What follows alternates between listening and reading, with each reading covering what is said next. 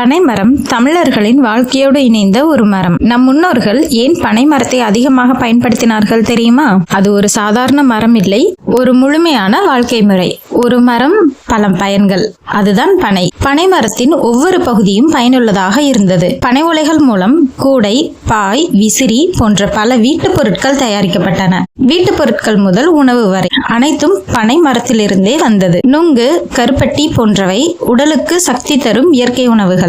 ரசாயனம் இல்லாத இனிப்பு, அதுதான் கருப்பட்டி. மேலும் பனை பொருட்கள் சுற்றுச்சூழலுக்கு எந்தவித பாதிப்பும் ஏற்படுத்தாது. பிளாஸ்டிக் இல்லாத காலத்தில் பனைதான் மனிதர்களின் தேவைகளை பூர்த்தி செய்தது. நம் முன்னோர்கள் எதையும் வீணாக்கவில்லை, இயற்கையை மதித்து அதோடு இணைந்து வாழ்ந்தார்கள். ஆனால் இன்று அந்த பனை வாழ்க்கையை நாம் மறந்துட்டோமா?